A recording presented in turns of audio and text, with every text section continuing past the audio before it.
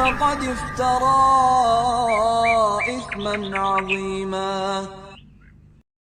بسم الله الرحمن الرحيم. السلام عليكم ورحمة الله وبركاته.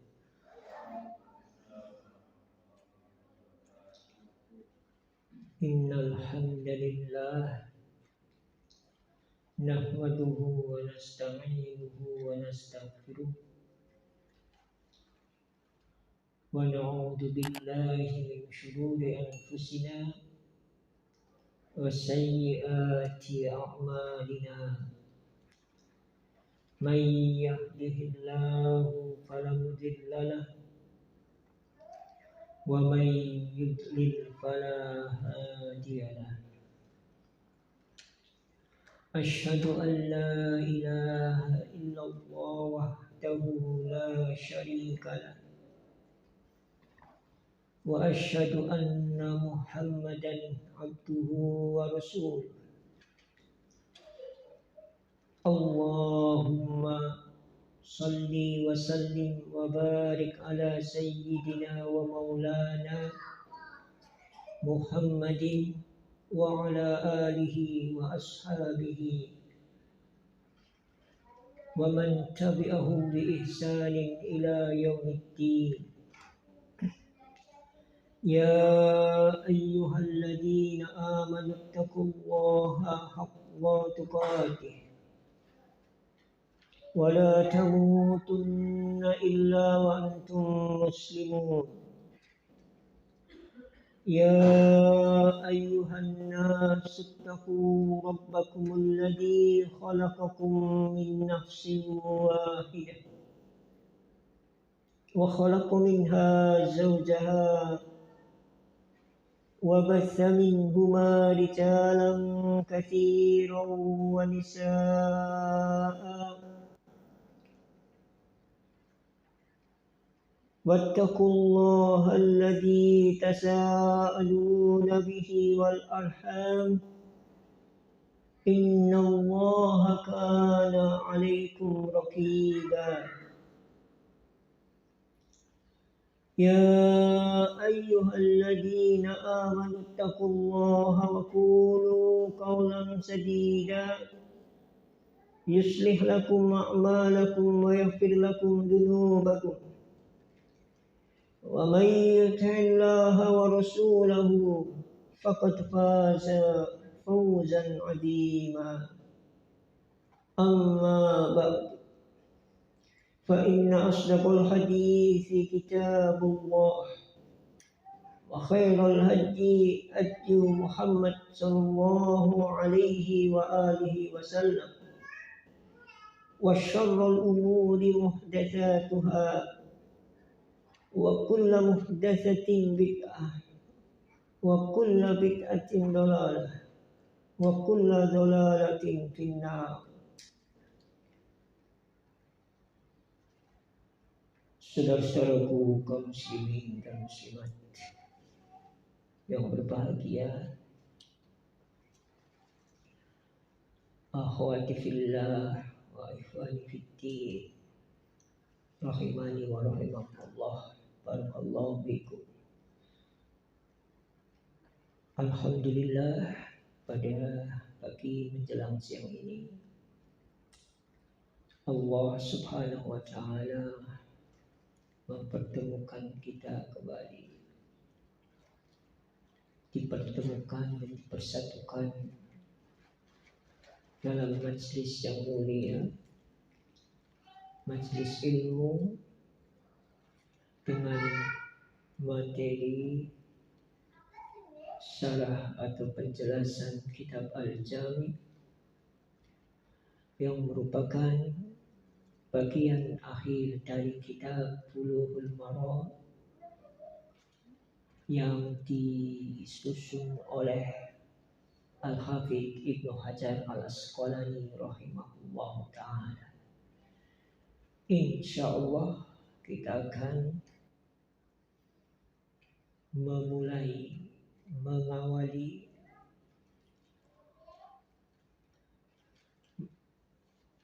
hadis yang ketujuh. Insya Allah kita akan mengkaji bersama hadis yang ketujuh dari Kitabul Adab, dari Kitabul Adab. Hadis yang ketujuh, adab memberi salam.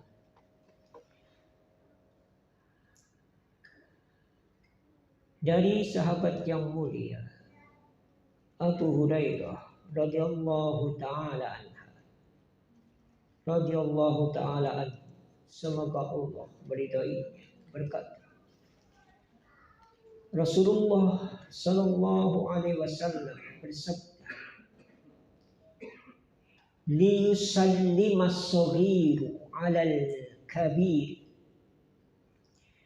wal marru 'alal qa'id wal qalilu 'alal katsir wa fi riwayatin li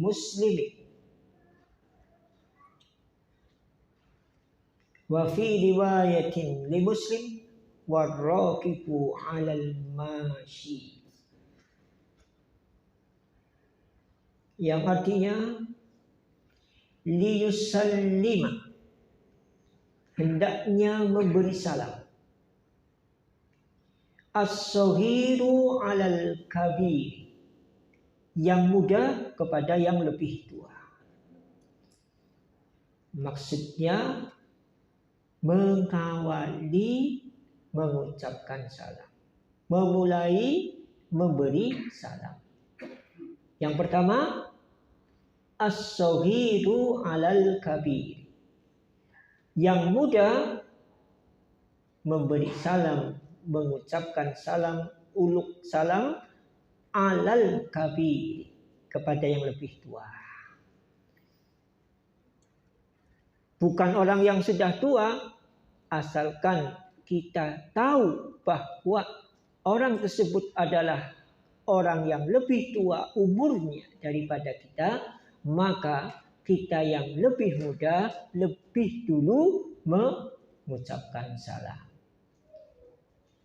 As-saghiru 'alal kabiri. Yang kedua, liyusallima al-marru 'alal qa'idi. Yang kedua, tadi yang pertama apa? Yang lebih muda, yang muda uluk salam lebih dulu kepada yang lebih tua. Yang kedua, wal marru 'alal qa'idi, hendaknya memberi salam, mengawali untuk mengucapkan salam, al marru 'alal qa'idi, orang yang berjalan kepada orang yang diam, kepada orang yang duduk. Ya, bukan hanya duduk, berdiri, tapi kalau dalam posisi diam, kemudian kita lewat, kita sedang berjalan, melewati orang yang diam, orang yang duduk, apakah berdiri, maka kita yang berjalan uluk salam lebih dulu kepada yang duduk, kepada yang diam. Mungkin posisinya duduk, mungkin posisinya berdiri. Berbaring mungkin enggak? Mungkin, ya. Kalau mungkin masuk ruangan ada orang berbaring, ya, kita masuk di situ atau kita berjalan melewati orang yang berbaring, ya, kita uluk salam. Yang jelas, orang yang berjalan memberi salam lebih dulu kepada orang yang diam, mungkin dalam posisinya berdiri atau duduk. Kemudian yang ketiga, liyusallima al-qalilu, liyusallimal qalilu 'alal katsiri. Apa? Yang ketiga, hendaknya mengawali mengucapkan salam al-qalil alal katsir, yang sedikit kepada yang lebih banyak. Dilihat saja kalau kita berdua, tentunya yang berdua itu lebih dulu uluk salam kepada yang 3 orang atau lebih. Begitu seterusnya. Al-qalilu alal katsiri. Sendirian kepada yang lebih banyak. Begitu yang pertama, yang muda kepada yang lebih tua.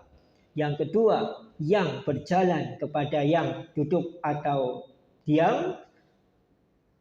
Diam berdiri atau diam duduk, ya, posisinya diam. Kemudian yang ketiga, yang sedikit uluk salam lebih dulu kepada yang banyak, yang lebih banyak. Kemudian wa fi riwayati Muslim. Wa fi riwayatin li Muslim, dan dalam riwayat Imam Muslim rahimahullahu ta'ala, dalam kitab Sahih Muslim dikatakan warraqibu alal masyi. Apa? Hendaknya uluk salam lebih dulu, memulai untuk mengucapkan salam ar-raqibu, orang yang berkendaraan, orang yang naik kendaraan, apa sepeda, apa motor, apa mobil, pesawat, yang enggak mungkin bisa. Masa memberi salam ke siapa? Gatot Kaca. Katanya Gatot Kaca dalam cerita bisa terbang. Barangkali lagi naik pesawat ketemu Gatot Kaca di langit. Selingan aja ya. Ar-raqibu alal masyi, orang yang berkendaraan uluk salam lebih dulu kepada siapa? Orang yang berjalan. Tadi orang yang berjalan uluk salam lebih dulu kepada orang yang diam. Kalau kita berkendaraan, uluk salam lebih dulu kepada orang yang sedang berjalan, tidak berkendaraan. Baik. Hadis ini dikeluarkan oleh Al-Imam Al-Bukhari dalam kitab sahihnya dengan nomor hadis 6231.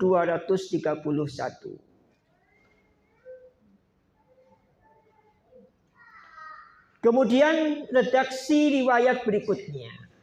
Tadi lafaz yang pertama itu dikeluarkan atau diriwayatkan oleh Imam Al-Bukhari secara sendiri. Nah, hadis yang kedua ada tambahan apa? Warraqibu alal masyi, dalam Sahih Muslim itu redaksi as-syaikhan. Kalau kita menemui riwayat as-syaikhan, berarti riwayat 2 imam sahih. Siapa? Al-Imam Al-Bukhari dan Al-Imam Muslim rahimahumullahu ta'ala. Semoga Allah merahmati keduanya. Kalau wafis sahihaini, dalam dua kitab sahih, itu berarti hadis yang disebutkan itu ada dalam kitab sahih Al-Bukhari dan sahih Muslim. Tapi kalau as-syaikhan itu berarti 2 imam sahih. Siapa? Al-Imam Al-Bukhari rahimahullahu ta'ala dan Al-Imam Muslim rahimahullahu ta'ala. Nah, lafaz yang kedua itu diriwayatkan oleh Al-Imam Al-Bukhari rahimahullahu ta'ala dalam kitab sahihnya dengan nomor hadis 6232. Dan Al-Imam Muslim rahimahullah ta'ala dalam kitab sahihnya dengan nomor hadis 2160. Baiklah, Ikhwani fiddin wa akhwati fillah rahimani wa rahimakumullah, barakallahu fikum.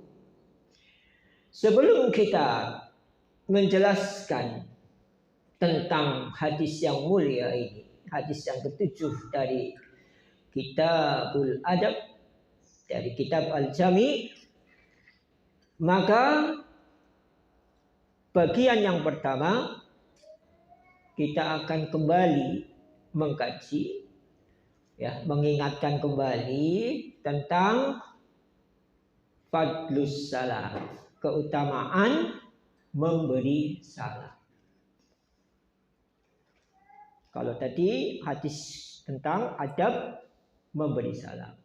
Sebelum itu kita kaji bersama, maka bagian pertama yaitu tentang keutamaan memberi salam, agar kita terdorong bahwa sekalipun amalannya ringan di lisan, tapi besar keutamaannya. Dan pada hari ini sepertinya banyak atau sering atau kadang ditinggalkan. Bahkan yang tidak biasa kita uluk salam diam, ya, mungkin kaget. Biasa orang di uluk salami guyu bae. Kaget mungkin. Nah, kita biasakan. Yang kita sudah mengenalnya atau belum mengenalnya. Nanti ada rinciannya, ada penjelasannya. So, jangan kita itu uluk salam kepada yang sudah kenal saja. Siapa saja, asal kelihatannya itu orang Islam, mungkin casingnya, mungkin penampilannya sebagai seorang Muslim, maka kita mengucapkan salam. Hadis yang pertama tentang keutamaan memberi salam. Kalau dalam Riyadhus Shalihin, hadis ini hadis yang ke 1186 di kitab Riyadhus Shalihin yang disusun oleh Al-Imam An-Nawawi rahimahullah ta'ala.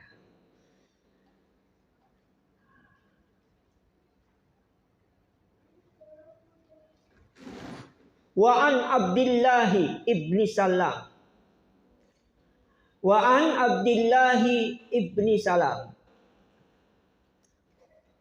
radhiyallahu ta'ala anhu qala sallallahu alaihi wasallam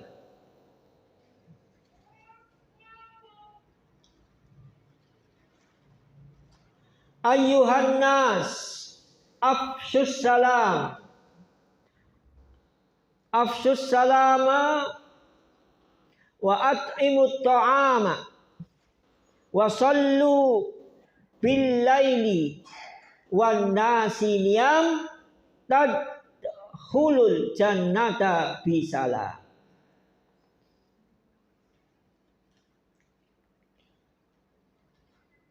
Yang artinya,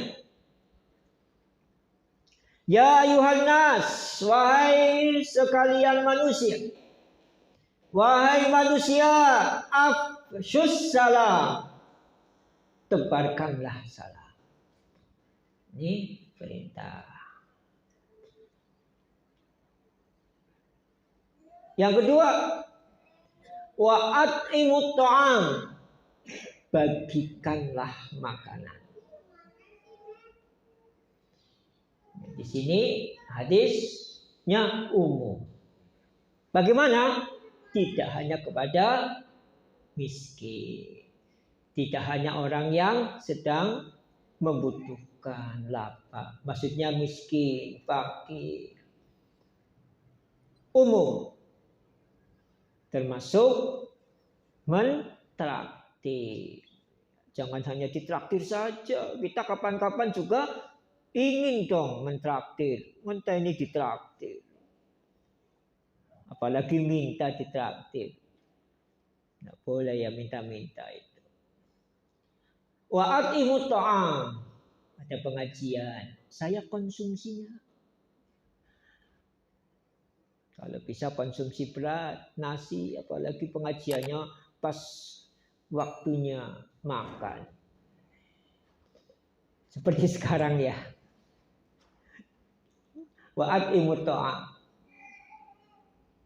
Memberi makan. Tamu, Ibnu Sabil, siapa saja, dalam event apa saja. Asal event itu bukan maksiat, maka kita berlomba-lomba untuk memberi makan. Walaupun hanya apa? Snack. Satu iji. Tidak apa-apa. Satu macam. Wa at'imut ta'am. Dan berikanlah makan. Bagikanlah makan. Yang ketiga, wasallu billaili wan nasu niyam. Dan sholatlah pada waktu malam wan nasu niyam. Ketika manusia, orang-orang sedang tidur.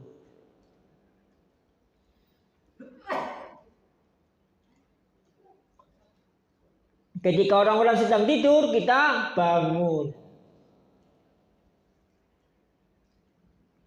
Salah satu keutamaannya yaitu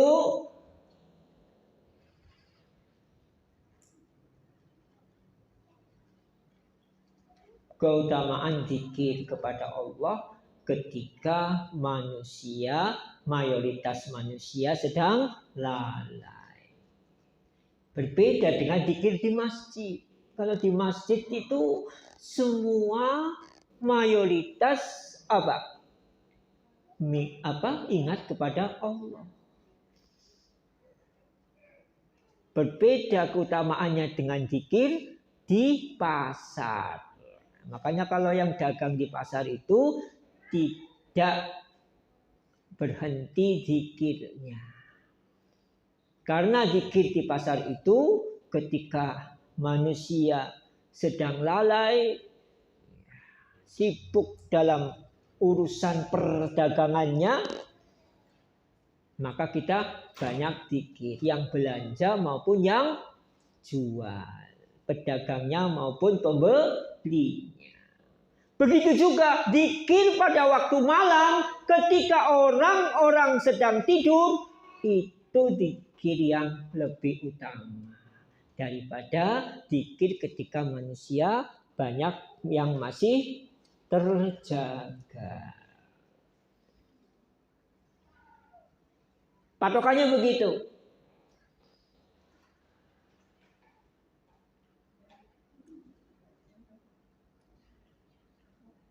Zikir pada waktu manusia, mayoritas manusia sedang lalai, itu lebih utama.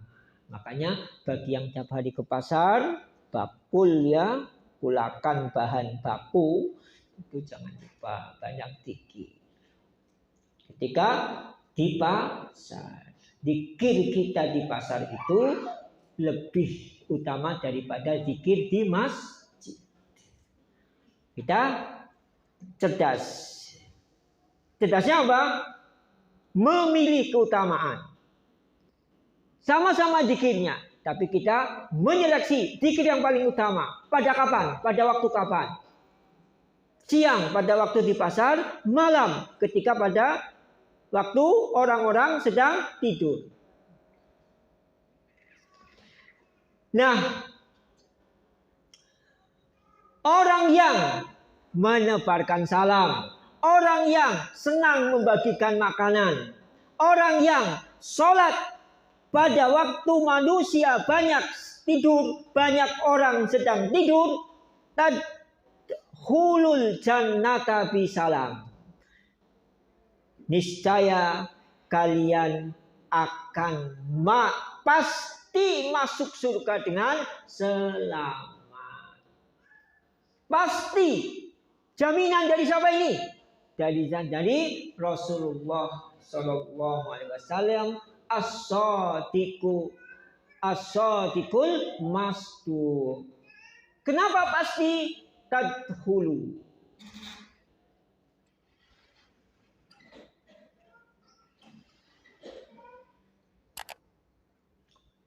Tadkhulul jannah. Akan masuk surga dengan selamat. Apa artinya selamat? Ya, nanti ada keterangannya. Bukan hanya maksud surga, tapi maksud surga bisalam, dengan selamat. Kita juga cita-cita juga bukan hanya masuk surga. Kalau secara umum orang bercita-cita, berharapan masuk surga. Tetapi paling tidak kita itu dua. Yang pertama, surganya tidak tanggung-tanggung. Fas'alul firdaus. Itu dorongan dari Rasulullah. Apabila kalian berdoa, apabila kalian minta, mohon surga, jangan tanggung-tanggung. Fas'alul firdaus. Minta surga firdaus. Aku tanang empere surga ya alhamdulillah. Empere surga. Apa surga firdaus?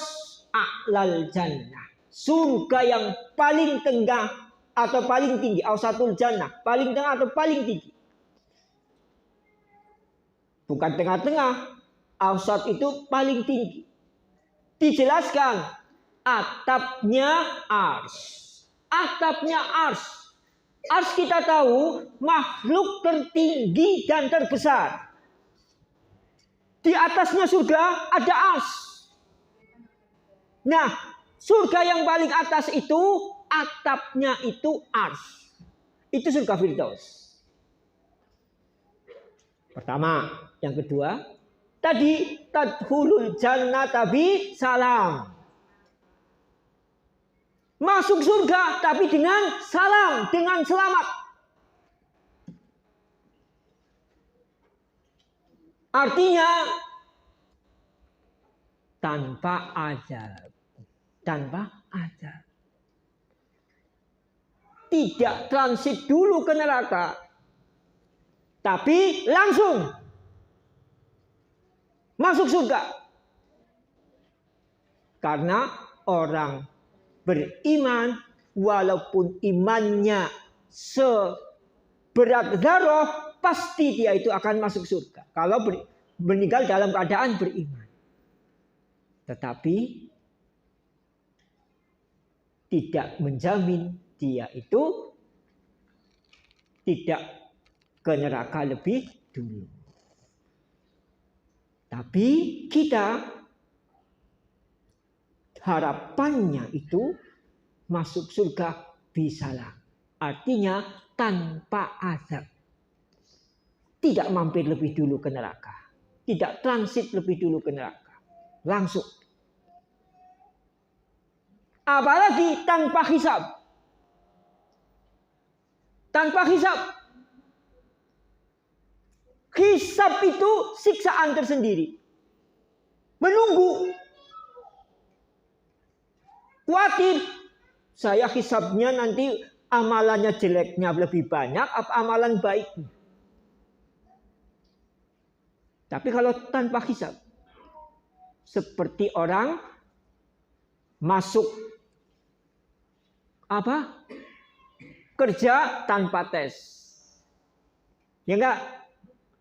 Masuk pendidikan level tingkatan pendidikan lebih tinggi tanpa tes. Paket akhirnya masuk tapi dengan tes.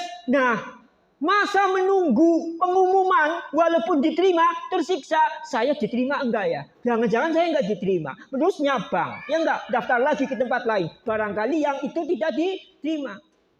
Tapi kalau tanpa tes. Dilihat nilai rapotnya. Dilihat apa itu prestasinya. Dilihat berkas-berkasnya. Antum langsung masuk. Tanpa tes. Sudah. Kita juga berpengharapan apa? Yang pertama, surga Firdaus. Bagaimana kita supaya mencapai surga Firdaus? Surat Al-Mu'minun. Ayat 2 sampai berapa itu? Itu amalan Ahlul Firdaus. Yang pertama apa? Khusyuk dalam sholatnya. Qad aflahal mu'minun. Yang terakhir dari ayat itu apa? Alladzina yaritsunal firdaus. Mereka itu orang-orang mukmin yang amalannya disebutkan salat yang khusyuk, menjaga amanat, menepati janji, menjaga kemaluan dan seterusnya itu. Alladzina yaritsunal firdaus. Mereka itu yaritsunal firdaus, mewarisi surga firdaus. Dapat warisan kok surga firdaus. Masya Allah. Dapat warisan sawah pirang bau baik, alhamdulillah. Lah ini dapat warisan surga firdaus, yang mewarisi surga firdaus. Hum fiha khalidun. Dalam surga firdaus itu mereka kekal. Dalam surat Al-Kahfi, la yabhuna anha hiwala. Ya enggak? Kalau sudah masuk surga, tidak akan pindah. Tidak akan tergusur. Tidak seperti dunia. Ya enggak? Beli tanah, dibangun, tahu-tahu digusur, kena gusur. Gantinya ganti rugi, bukan ganti untung. Tadinya di kota, akhirnya beli tanah lagi di desa, desep. Kenapa? Ya nggak bisa beli tanah lagi di kota. Oh ganti rugi. Itu kalau di dunia. Kalau di surga, la yabghuna anha hiwala. Tidak akan pindah. Kalau di neraka, ada kemungkinan pindah. Ya enggak? Kalau sudah dosanya sudah dibakar semua, pindah dia ke surga. Tapi kalau di surga, la yabghuna anha hiwala. Tidak akan pindah. Makanya masuk pun kita dengan selamat tanpa melalui neraka lebih dulu. Sudah di surga, hum fiha khalidun. Kekal di situ, tidak akan disuruh pindah. Pindah mana? Enggaknya bisa sesak surganya. Tidak ada seperti itu. Pindah mudun tingkatnya. Bisanya sih mudun, ngungsi, evakuasi. Tidak ada evakuasi kok di surga. Tidak akan penuh surga itu. Apa arduhas samawati wal ard. Seluas langit dan bumi. Tidak ada sol-solan. Tidak ada. Baik. Hadis ini dikeluarkan oleh Imam At-Tirmidzi, Imam Ibnu Majah, Imam Ahmad, Imam Ad-Darimi, Imam Al-Hakim rahimahumullahu ta'ala. Syekh Salim bin Id Al-Hilali hafizahullah ta'ala, semoga Allah menjaganya, mengatakan bahwa hadis ini sahih. Hadis ini sahih. Kita lihat periwayatnya. Akhir sanad yaitu Abdullah bin Salam. Abdullah bin Salam ini mantan ulama Yahudi. Nama aslinya Husain. Kemudian oleh Rasulullah ketika masuk Islam ganti nama Abdullah. Jadi masalah ganti nama itu ada sunahnya. Apalagi namanya yang tidak bermakna. Apalagi namanya maknanya jelek. Nama kok dolimin. Nama kok dolimin gitu loh. Ya gantilah.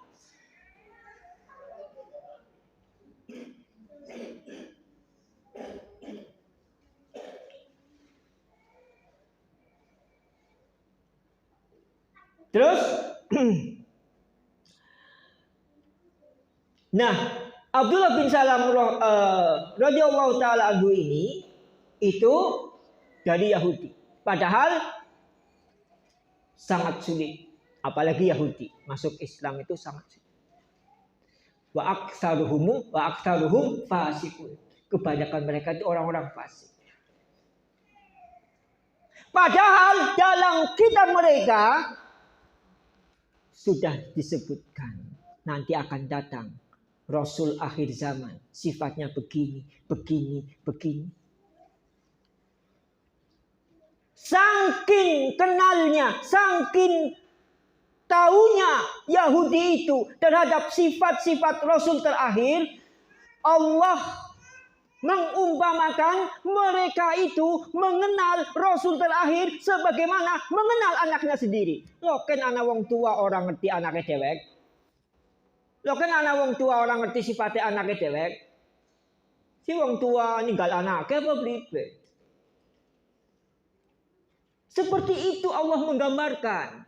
Tetapi walaupun Yahudi mereka itu sudah mengenal Rasul terakhir sebagaimana mereka mengenal anaknya sendiri, toh mereka tidak beriman. Kebanyakan mereka tidak beriman. Kenapa mereka tidak beriman? Karena bukan dari kalangan Bani Israel. Rasul terakhir itu. Mereka itu begitu. Hanya karena itu, apa firman Allah tentang mereka? Mereka hasad. Hasad itulah yang menghalangi mereka beriman kepada Rasul terakhir. Kok bukan dari kalangan saya? Kok bukan dari kalangan dari Bani Israel? Rasul terakhir yang begitu banyak keutamaan. Ini bukannya akar rumput ini Abdullah bin Salam ini. Bukannya awam di kalangan Yahudi. Ulamanya Yahudi. Ulamanya Yahudi. Rasulullah mau mengetes ini. Kayak apa sih watak aslinya Yahudi itu kayak apa? Tentunya tahu, tapi mau membuktikan. Abdullah, kamu di dalam dulu. Ini ada itu. Teman-temannya kamu dahulu itu. Orang-orang Yahudi itu. Datang itu. Kamu di dalam dulu ya. Dan Yahudi yang datang pada saat itu belum tahu kalau Abdullah bin Salam sudah masuk Islam. Belum tahu. Datang. Rasulullah mengatakan, bagaimana pendapat kalian tentang Husain? Nah, waktu itu kan namanya Husain. Nama aslinya itu. Husain bin Salam. Apa bin Saba? Bin Salam berarti ya. Oh, Masya Allah. Dia itu orang terbaik kami. Ulama terbaik kami. Iya benar, benar, Masya Allah. Husain itu bang kanak-kanane ulama. Begitu kata orang sini kan. Kalau menggambarkan saking hebatnya kan bang kanak-kanane. Bang dine yang bang kanak-kanane. Aduh maksudnya. Wetan ya wetan aduh, kulon ya kulon aduh. Bang kanak-kanane. Saking alimnya, saking baiknya. Oh begitu. Abdullah Husain itu loh. Iya Husain. Husain itu sekarang masuk Islam. Sudah masuk Islam. Bagaimana? Husain itu orang yang paling jelek di antara kami. Paling buruk di antara kami. Paling jahil di antara kami. Tuh Yahudi. Katanya baru disanjung-sanjung. Baru dipuji-puji. Ya tidak beda beda tipis lah dengan kita juga. Kalau ada seseorang yang punya masalah dengan kita, wah kebaikannya itu seperti panas setahun dihapus hujan sehari. Kalau lagi nggak ada masalah, Masya Allah fulan itu orang baik begini. Kalau sudah ada masalah,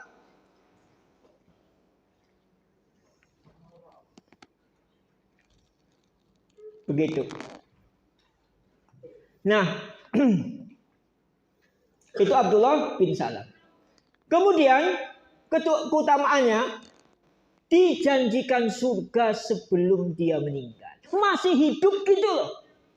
Jadi yang diberi kabar gembira dengan surga itu tidak hanya 10. Ya kan? Kita kan tahu 10. Nah 10 itu karena dalam satu hadis. 10 itu keutamaannya dalam satu hadis. Tetapi tidak hanya 10 yang dijanjikan surga, dijamin mereka masuk surga ketika masih hidup. Kayak apa senengnya? Coba, masih hidup. Insya Allah masuk surga.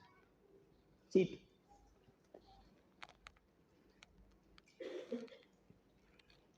Dan ini kan nikmat terbesar. Nikmat terbesar itu dengan apa? Ditanggapinya, diresponnya dengan syukur. Maka justru orang yang benar, orang yang baik setelah tahu dosanya diampuni, besok pasti masuk surga.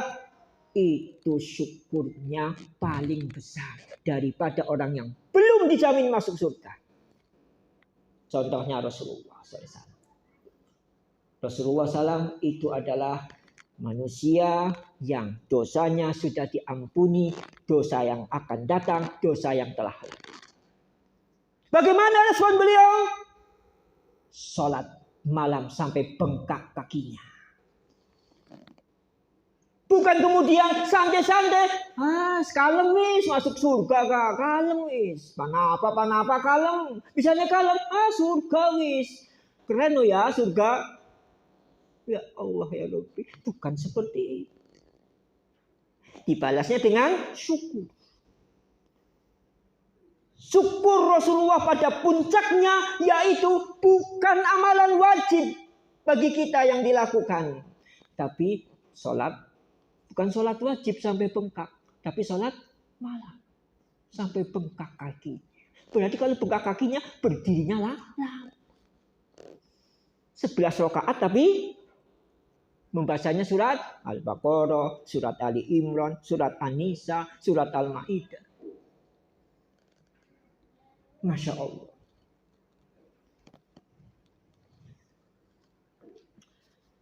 Itu tentang Abdullah bin Salam radhiyallahu taala anhu. Dijanjikan kepadanya surga ketika masih hidup. Contoh yang lain. Siapa? Antum tahu enggak? Selain dari 10 dan selain dari Abdullah bin Salam yang dijanjikan surga ketika masih hidup. Siapa? Ukasha. Ketika Rasulullah menceritakan ada segini umat saya yang akan masuk surga tanpa hisab dan tanpa adab. Tanpa hisab dan tanpa adab. Kemudian unjuk jari Ukasha. Wahai Rasulullah, apakah termasuk saya yang engkau sebutkan itu? Saya masuk enggak dalam daftar itu? Naam, Masya Allah. Padahal di hadapan, ya Allah, di hadapan sahabat yang lain. Wahai Rasulullah, apakah saya termasuk yang panjenengan sebutkan itu? Ada sekian yang akan dari umatku yang akan masuk surga tanpa adab, tanpa hisab. Ya, termasuk Ukasha. Kemudian ada lagi yang ngacung. Rasulullah, saya juga masuk enggak itu dalam daftar itu? Sabakoka Ukasha. Engkau telah didahului Ukasha. Tidak disebutkan. Itu keutamaan Ukasha bin Mihsan radhiyallahu taala anhu. Jadi bukan hanya 10. Itu dari kalangan laki-laki. Ada kalangan wanita. Menderita epilepsi, menderita ayan. Menderita ayan ini datang kepada Rasulullah. Minta didoakan. Rasulullah bertanya, minta didoakan apa? Apakah minta didoakan sembuh apa bagaimana? Saya wahai Rasulullah minta didoakan. Kalau saya sedang kambuh penyakit ayam saya, ya, mohon doa kepada Allah agar ketika itu tidak tersingkap aurat saya. Ya Allah ya Rabbi. Padahal sekalipun kalau tersingkap auratnya, orang yang sedang kambuh dalam keadaan tidak sadar tidak berdosa. Tapi walaupun begitu, jika dia tidak minta supaya penyakit ayahnya sembuh, tetapi kalau sedang kambuh penyakit ayahnya tidak tersingkap auratnya sedikit pun.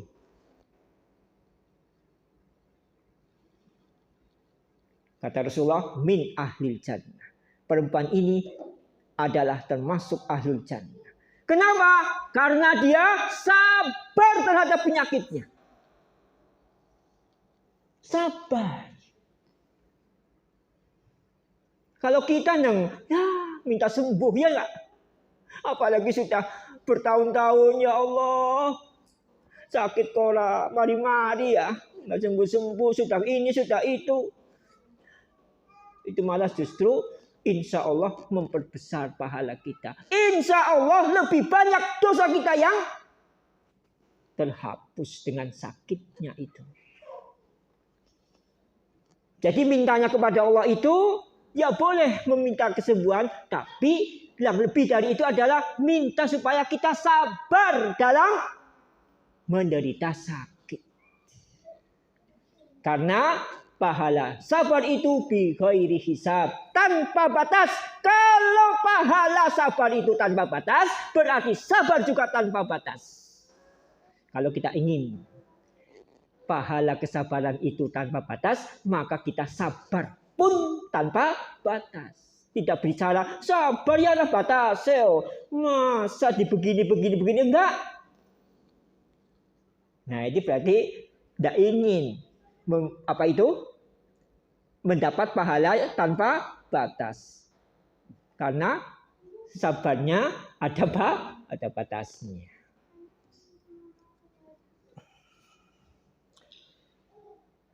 Kemudian faedah hadis. Ini dinukil dari kitab Bahjatun Nadirin. Bahjatun Nadirin itu adalah kitab penjelasan Riyadhus Shalihin. Kitab penjelasan kitab Riyadhus Shalihin. Yang pertama,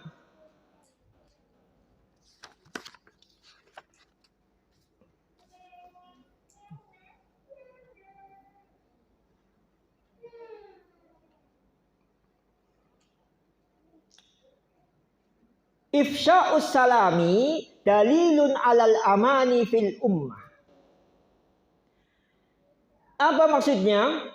Menebarkan salam itu adalah tanda bahwa kedamaian ini tercipta dalam ummah. Ya kan? Sing disalami orang Jawa. Pamaning uluk salam disalami orang Jawa. Lah ini bagaimana?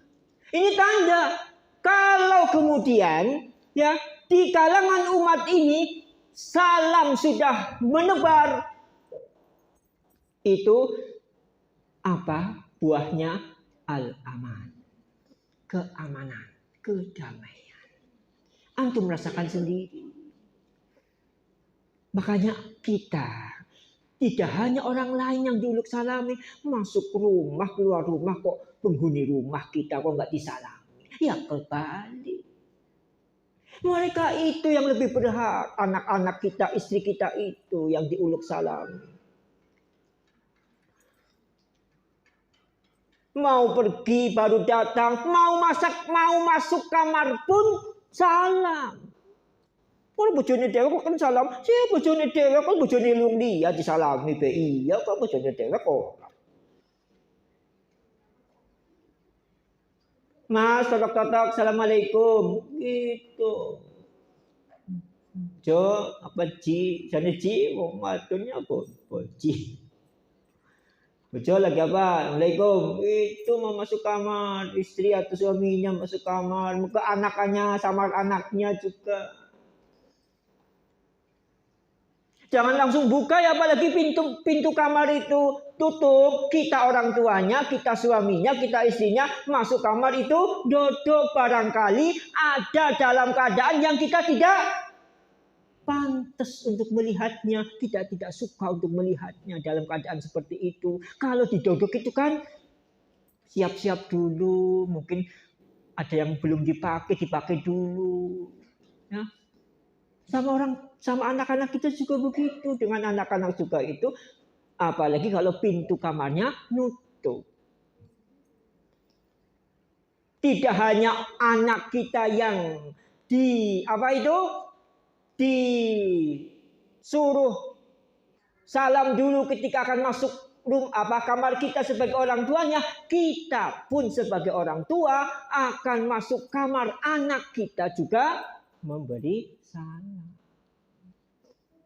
Berarti kalau penghuni rumah sudah membudayakan salam, sudah menembakkan salam, insya Allah kedamaian, keamanan akan tercipta dalam rumah tangga itu. Bagaimana kalau satu kampung? Bagaimana kalau satu negara? Gitu. Sekarang kita mulai dari rumah. Kepada orang lain kita uluk salam, kalau ketinggalan ya kepada keluarga, mereka yang lebih berhak, karena mereka yang telah memberikan banyak kebaikan kepada kita dibanding orang lain. Kan begitu mikirnya. Ajak wali, jangan terbalik.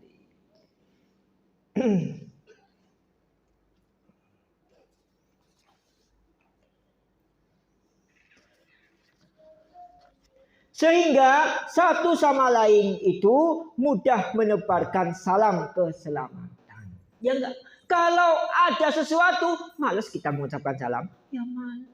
Makanya kalau ada masalah dengan seseorang, yang paling baik siapa? Yang memulai salam. Mungkin diam-diaman. Ya eng-engan. Wis tua ka eng-engan. Anak apa? Ya anak baik sih, tua engan ya. Berkrungu suaranya ya lumak. Orang pengen ketemu.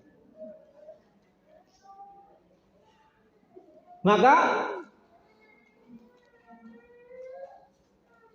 semakin salam itu sudah tersebar, akan terwujud kedamaian. Rasanya ayem gitu loh hati ini. Hati ini rasanya tentram, rasanya damai kalau kemudian diuluk salami. Coba antum, kita sedang lingak-linguk di terminal, di stasiun, ada yang uluk salam. Bagaimana hati kita? Tentram ayem. Ya Allah ya Rabbi. Orang pada wira-wiri, nyapa ora, salam ora, kana sing uluk salam. Hati kita itu tenang. Ya enggak? Itu bukti bahwa salam itu mewujudkan perdamaian. Kedamaian dalam hati. Berarti kedamaian dalam rumah itu akan terwujud kalau ditebarkan salam. Kampung, kedamaian akan terwujud dalam kampung itu kalau warga kampung menebarkan salam. Kita mulai. Nanti berapa kali kita uluk salam dulu, setelah itu mereka yang uluk salam dulu. Coba. Kalau kita nggak memulai dulu, kapan mereka akan memulai? Karena belum membudayakan.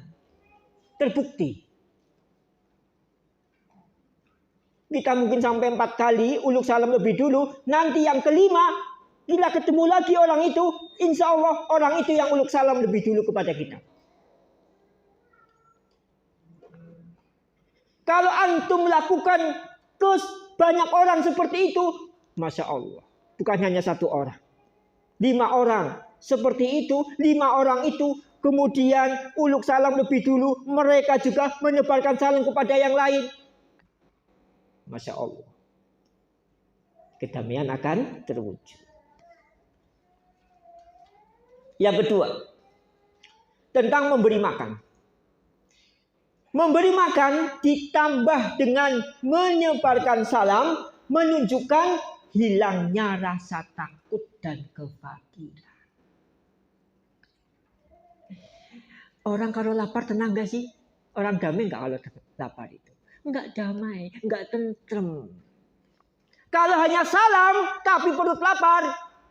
Kenapa perut lapar? Enggak ada yang peduli gitu loh. Harusnya yang peduli lebih dulu itu apa? Tetangganya. Makanya tidak beriman. Siapa yang tidak beriman? Mereka yang perutnya kenyang, sedangkan tetangganya lapar. Enggak peduli kepada tetangganya. Yang penting dia kenyang. Makanya kemudian setelah salam itu diikuti dengan apa? Wa'at-imut ta'am. Memberi makan. Di sini umum. Bukan hanya yang miskin saja. Orang yang sebetulnya dia punya duit, bawa dompet tebal, tapi wayai makan, ya sebelum kita ditraktir, kita mentraktir dulu. Tidak apa-apa. Itu memberi makan.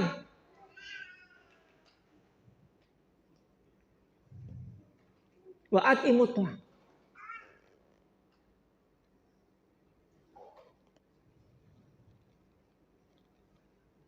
Walaupun tamu bukan waktunya makan, diberi makan. Jangan kemudian sudah makan belum? Tidak usah ditanya. Diberi saja. Nanti kalau nggak dimakan atau makannya sedikit berarti baru makan.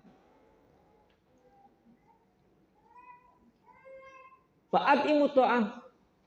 Terutama tamu.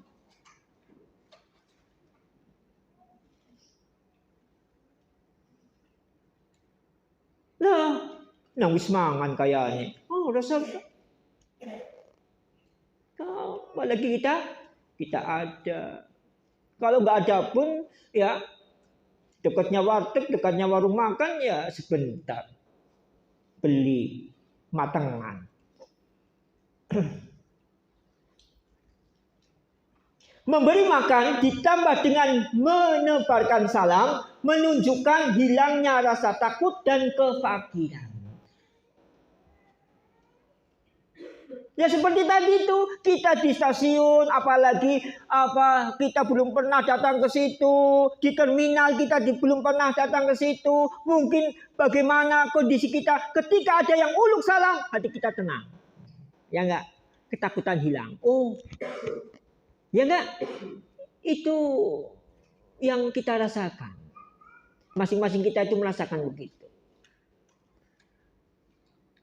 Apalagi yang baru kenal itu diajak makan. Saya pernah diajak makan. Berarti dia sudah mengamalkan hadis ini. Keluar saya habis sholat duhur. Wah, ya makan memang. Waktunya makan. Ya. Pak, belum kenal itu. Belum kenal. Dia belum kenal saya belum kenal dia. Di Jogja itu waktu itu. Sholat duhur, keluar, bareng-bareng habis sholat duhur keluar, Pak makan yuk. Coba makan. Baru di warung makan itu cerita-cerita. Oh taklim di sini, oh, gitu. Dari mana Pak? Dari Brebes, gini.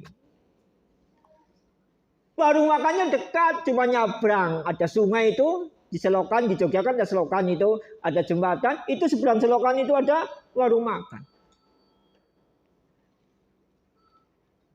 Sudah habis, ditanya, nambah Pak. Dan yang diajak bukan hanya saja, bukan saya saja, ngajak juga yang lain. Masya Allah. Yang diajak pun belum kenal sama saya, belum kenal yang mengajak. Tuh. Dua hal ini sudah diamalkan sekaligus. Apa? Menebarkan salam, memberi makan. pas waktunya makan siang. Kecuali orang puasa. Ya enggak, orang puasa kan enggak lah. Nanti saja. Ini pas enggak puasa gitu loh. Ya enggak?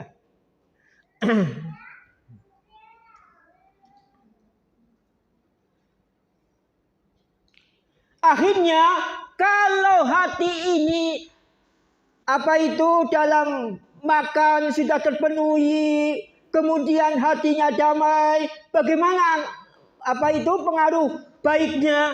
Hati sesama muslim akan semakin dekat. Ya enggak?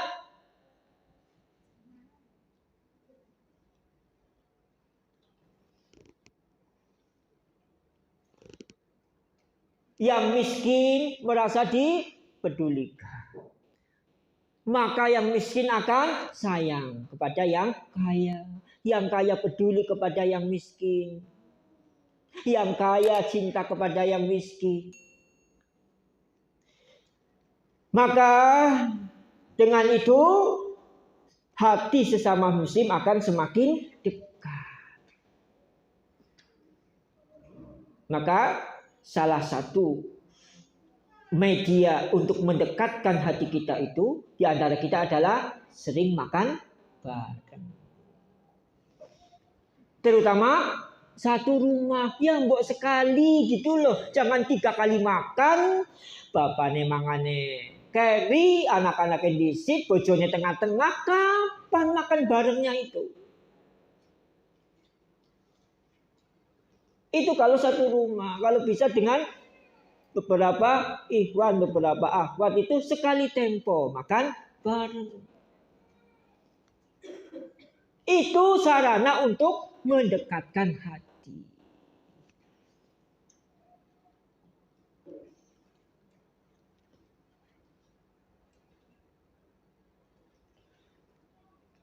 Hubungan silaturahim akan kuat terjadi.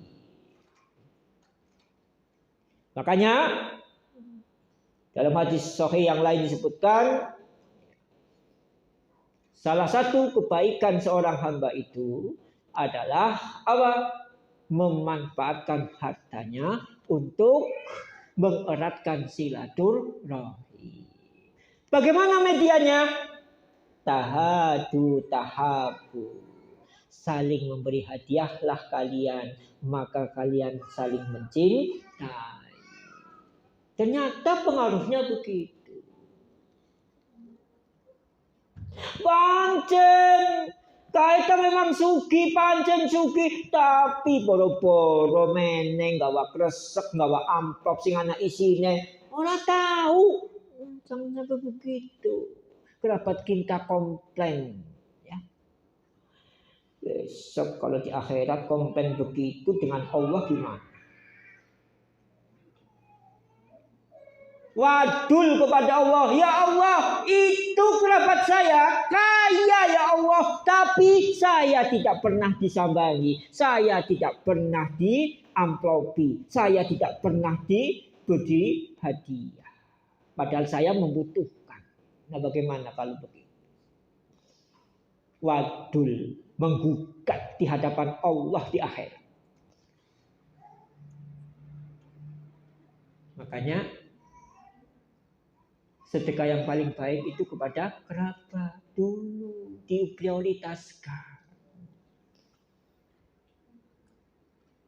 Kerabat paling dekat siapa? Orang tua. Aja mana hitung ijir ke karo wong tua. Disit wong tua ora hitung-hitungan karo dewek anake dewek anake karo wong tua ka hitung-hitungan. Bagaimana? Bu, Pak, badhe kersa napa? Ibu siang munggi sawal dereng Lampung. Iya. Kersa napa mangke bukane? Seperti itu, ingin buka apa? Apa? Kolok apa? Begitu. Tiap hari begitu. Apalagi yang orang tuanya dekat.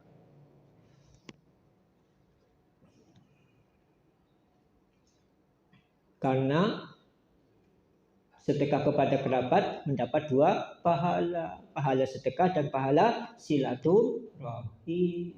Kalau kita memberi sedekah yang bukan kerabat hanya mendapat pahala sedekah. Pahala silaturahimnya tidak ada. Tidak dapat. Jadi kita tidak seudon kepada teman kita yang jarang traktir, jarang memberi. Itu mungkin habis untuk kerabatnya. Begitu, jangan seudon. Tidak infak kepada masjid juga begitu. Mungkin sedekahnya itu untuk kerabatnya, zakatnya itu untuk kerabatnya. Malah itu orang yang paham. Kenapa paham? Karena memprioritaskan kerabat dalam memberi sedekah, memberi zakat atau hadiah. Dan tetangga. Sing ado-ado dimain tambahnya dewek lalen. Ya. Terus yang ketiga. Kedamaian, hidup yang lapang, rasa tenang. Itulah yang membuat seseorang mudah menjalankan perintah Allah. Makanya kalau kita pada pagi hari aman di lingkungannya, sehat badannya, ada kebutuhan untuk hari itu, seakan-akan kita itu mendapat dunia dan seisinya. Ya kan? Tenang kita dalam ibadah. Kenapa? Damai, kemudian sehat, kemudian perutnya kenyang. Kalau demikian, kita akan insya Allah akan siap menjalankan ibadah. Karena apa? Aman, sehat, perutnya kenyang. Ya enggak? Coba kalau sehat tapi perutnya lapar. Bukan lapar karena puasa. Kalau puasa memang lapar karena makannya telat. Kalau apa atau nggak ada yang dimakan, nggak ada yang dibeli, nggak ada yang buat untuk beli makan. Bagaimana ini? Jelas nggak bisa ibadah, fokus. Jadi maka benar hadis itu, ya enggak? Aman, kemudian sehat, kemudian ada persediaan makanan. Bukan untuk 1 bulan, bukan untuk 1 tahun, hari itu ada. Maka seakan-akan orang itu mendapat nikmat dunia seisinya. Dan nyata ibadah itu akan fokus, ibadah itu akan khusyuk kalau damai, kalau sehat, kalau kenyang. Makanya kalau kita makan diniatkan untuk ibadah. Agar kita kuat berdiri 11 rakaat tahajud misalnya. Agar kita kuat berdiri. Imamnya suwe orang masalah. Ya enggak? Imam kok suwe temen sih. Enggak ada masalah. Kalau suwe ya diulangi bacaannya. Kenapa merasa terasa lama? Karena tidak diulangi bacaannya. Coba kalau antum mengulangi bacaannya atau ditambah doa yang lain, tidak akan terasa suwe. Itu bagi makmum, memang bagi imam ya kira-kira begitu. Tapi kalau ternyata imamnya juga lama, kita menanggapinya apa? Mengulangi bacaannya. Saya kan pernah sholat di sebelah saya itu setelah doa sujud diam. Kan dengaran saya sebelahnya. Nah ini nih yang diam ini. Tidak berdoa, tidak apa, tidak mengulangi bacaan sujudnya. Akan terasa lama. Walaupun 1 menit itu lama. Nah kalau nunggu itu, ya kalau khusyuk. Kalau kemudian setan kemudian apa itu menimbulkan pikiran-pikiran di luar sholat. Berarti mengurangi khusyuknya. Ya, jadi sebab seseorang itu beribadah dengan baik itu apa tadi? Aman, sehat dan kenyang. Kalau satu dari tiga ini tidak ada, tidak akan tenang ibadah.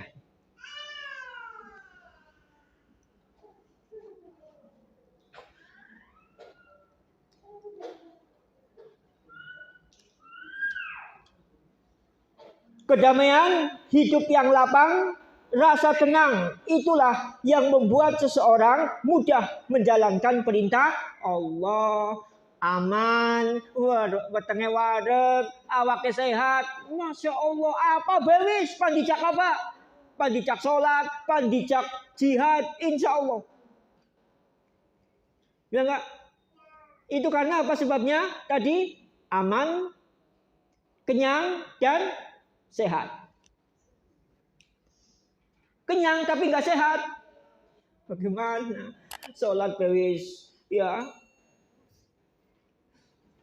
Leap-leap, ngadeg suwe leap-leap, ya udah sehat sih. Walaupun kenyang. Coba kalau kenyang, sehat, ditambah aman. Biiznillahi ta'ala. Perintah Allah apa saja, insya Allah kita sih siap. Karena sehat, aman, dan kenyang. Gitu ya, sallallahu alaihi Nabi Muhammad wa ala alihi wa sahbihi ajmain. Subhanakallahumma wa bihamdika asyhadu an la ilaha illa anta astaghfiruka wa atubu ilaik. Wassallallahu ala nabiyina Muhammad wa ala alihi wa sahbihi ajmain. Wa akhiru da'wana alhamdulillahi rabbil alamin. Wassalamu alaikum warahmatullahi wabarakatuh. ومن يشرك بالله فقد افترى إثما عظيما